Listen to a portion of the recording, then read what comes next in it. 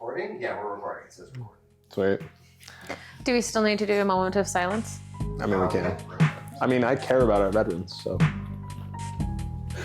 Hello, and welcome to Puny Gate, a recap show of our podcast, The Stars Aren't All Right. I am your host, the meth head, who's recovered and is having a tough time finding Subway sandwiches. And I am joined today by Catherine, who plays the wonderful Juno in our show.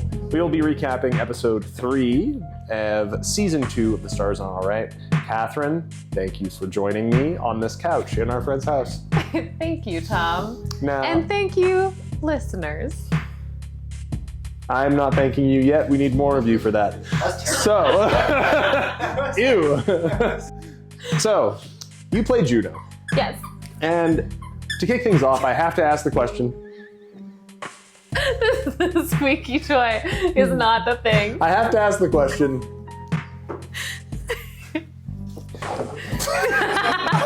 I have to ask the question. When Juno was growing up, did her parents never teach her the important lesson of never run while scissoring?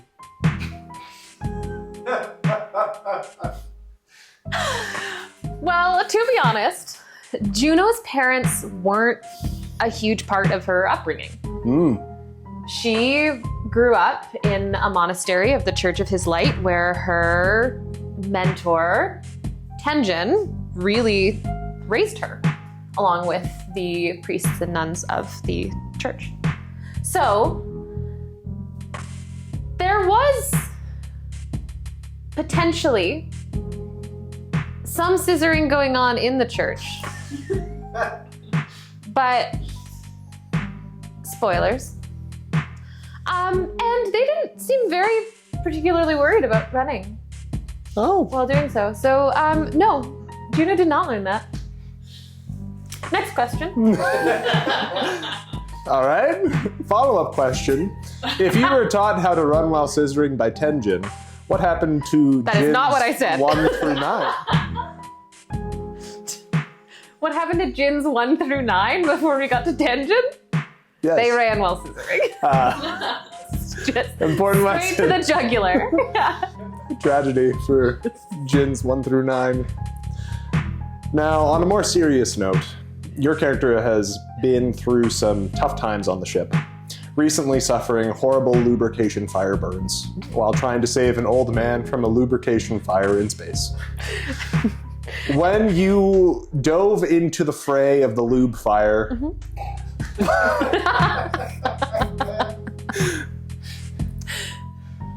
what got you through that? What put you in that mind space where you saw this old, naked, raisin-like man with no ears, burning in a puddle of his own molten lube?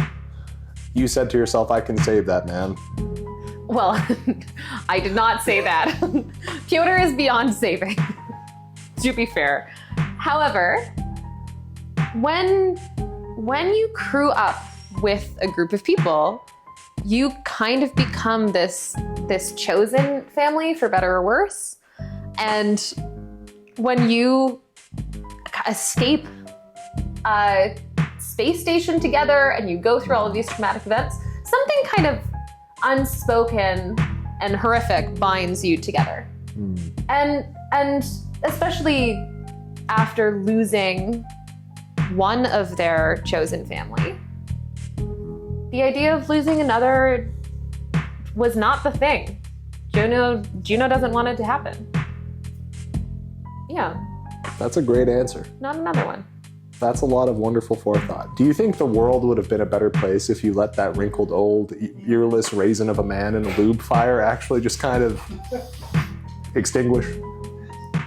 No, I think Piotr provides something to the world, and I am hopeful.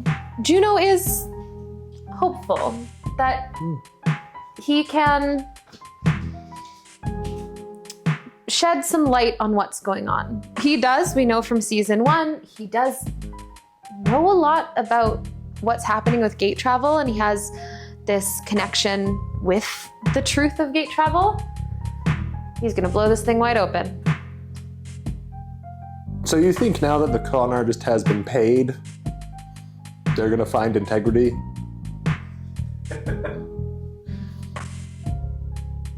Next question. Noted. We move on.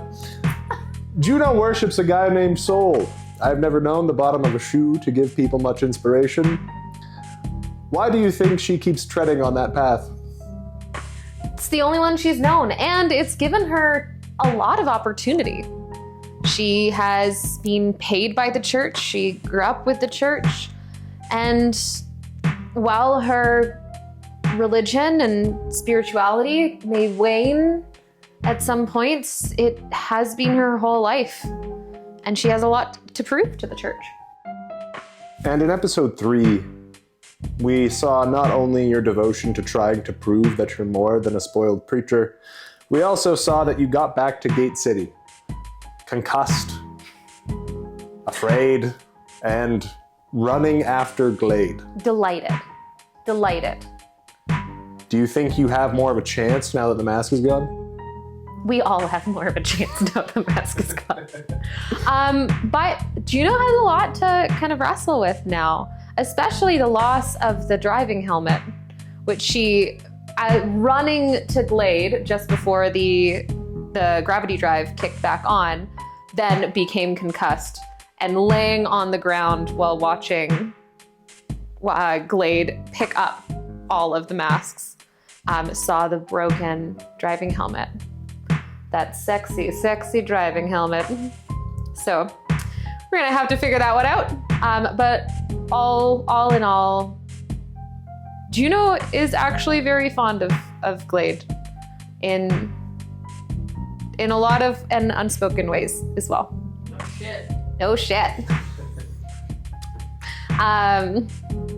But yeah, I mean, we ended that last episode. We ended a season, or episode 3, season 2 with a long hug. And we'll see where that goes in our next episode here. Now, do you think part of the reason why Juno finds attraction in Glade is because you've seen Glade do so many cool things while driving? And now that the driving helmet is gone and Glade can no longer drive, will that attraction fade? So your question is asking me if Juno's attraction is based on the fact that Glade can drive.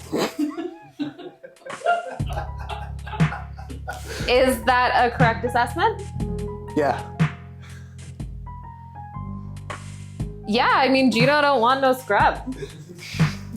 Thank you for tuning into this episode of Puny Gate. We will be back with the next one for a recap of episode 4, and you heard it here first. If you can't drive, you'll never bag a preacher. It's okay if you can't drive. I need you to know that it's okay if you can't drive. Thank you. Bye-bye. Oh, God.